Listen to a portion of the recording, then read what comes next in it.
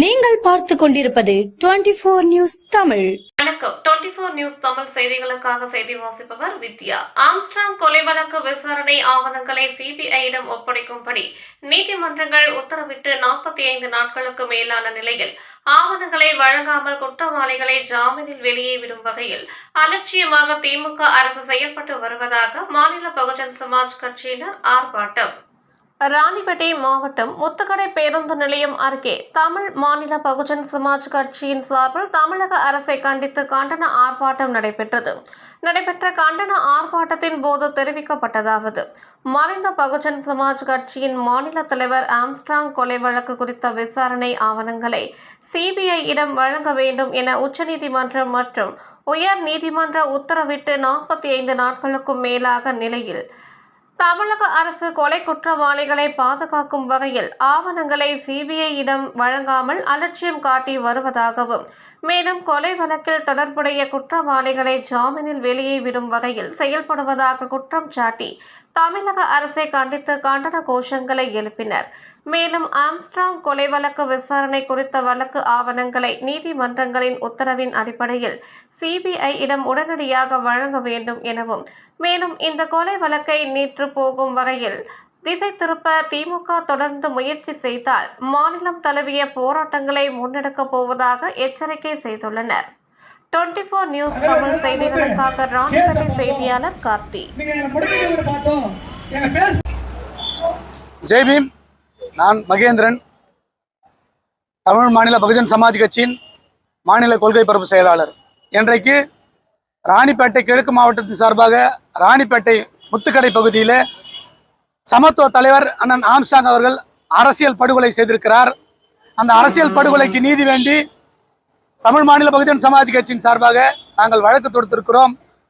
அந்த வழக்குகள் நிலுவையில் இருக்கிற போது இந்த வழக்கை மாநில அரசு விசாரிக்க கூடாது, சிபிஐ தான் விசாரிக்க வேண்டும் என்று உயர்நீதிமன்றத்தினுடைய நீதியரசர் மரியாதைக்குரிய வேல்முருகன் ஐயா அவர்கள் உத்தரவிட்டு இன்றைக்கு 45 நாட்கள் கடந்திருக்கிறது. ஆனால் இன்றைக்கு ஆளுகிற திமுக அரசு அண்ணல் வழக்கை சிபிஐ வழக்கு கோப்புகளை சிபிஐயிடம் ஒப்படைக்காமல் சிபிஐக்கு இந்த வழக்கை மாற்றக்கூடாது என்று முதல் மேல்முறையீடு செய்தார்கள். அந்த மேல்முறையீடு தள்ளுபடி செய்யப்பட்டது. மீண்டும் 2வது மேல்முறையீடு செய்யப்பட்டு வருகின்ற 19ஆம் தேதி வரை கால அவகாசம் பதில் மனு தாக்கல் செய்ய கேட்டிருக்கிறார்கள். அந்த வகையிலே இந்த வழக்கு நீதிமன்றத்திலே நிலுவையில் இருக்கிற போது சார்ஜ் ஷீட் க்ளோஸ் செய்யப்படாத போது வழக்கில் இருக்கிற குற்றவாளிகளை பிணையில் விடுவது இந்த வழக்கை திசை திருப்பதற்காகவும் இந்த வழக்கை மூடி மறைப்பதற்காகவும் செய்யப்படுகிற சதி என்பதை நாங்கள் தொடர்ந்து கோரிக்கை விடுத்திருக்கிறோம். பல்வேறு மாவட்டங்களிலே இந்த கண்டன ஆர்ப்பாட்டங்களை தொடர்ந்திருக்கிறோம். இப்படியே இந்த திமுக அரசு இந்த ஒடுக்கப்பட்ட மக்களுக்கு எதிராக செயல்படும் என்று சொன்னால், தலைவருடைய வழக்கை நீத்து போக செய்யும் என்று சொன்னால் நாங்கள் தொடர்ந்து போராட்டங்களை மேற்கொள்வோம். இந்த அரசுக்கு இதில் எந்த சம்பந்தமும் இல்லை என்று சொன்னால் வழக்கை சிபிஐ விசாரிக்க ஒத்துக்கொள்ள வேண்டும்.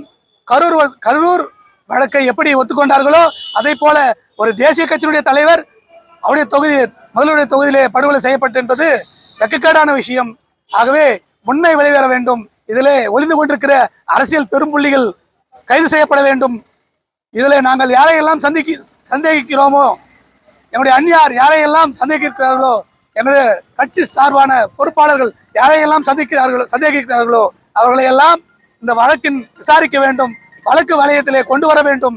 அப்பொழுது இந்த சிபிஐ விசாரித்தால் தான் இது முறையான நீதி கிடைக்கும் என்று சொல்லி இந்த போராட்டத்தை மாநிலத்தின் பல்வேறு பகுதிகளில் நடத்தி கொண்டிருக்கிறோம். அந்த வகையிலே இன்றைக்கு ராணிப்பேட்டையிலே முத்துக்கடை பகுதியிலே நடத்தி முடித்திருக்கிறோம். இந்த போராட்டம் தொடராமல் இருப்பதும் தொடர்வதும் தமிழ்நாட்டினுடைய முதலமைச்சர் திரு ஸ்டாலின் அவர்கள் கையில் இருக்கிறது. இந்த மீண்டும் அவர்கள் சிபிஐக்கு சென்றால் நாங்கள் தமிழகம் தழுவிய போராட்டத்தை முற்றுகையிடுவோம் என்று சொல்லி தெரிவித்துக் கொள்கிறோம். அது மட்டுமல்லாமல் மேலும் இந்த வழக்கிலே நாங்கள் இடையிட்டு மனு அளித்திருக்கிறோம். அதற்கும் இன்னும் பதில் அளிக்கவில்லை. இவற்றையெல்லாம் பொதுமக்கள் பார்த்து கொண்டிருக்கிறார்கள். ஊடகங்களிலே பல்வேறு செய்திகள் வெளிவந்து கொண்டிருக்கிறது தலைவருடைய படுகொலை குறித்து.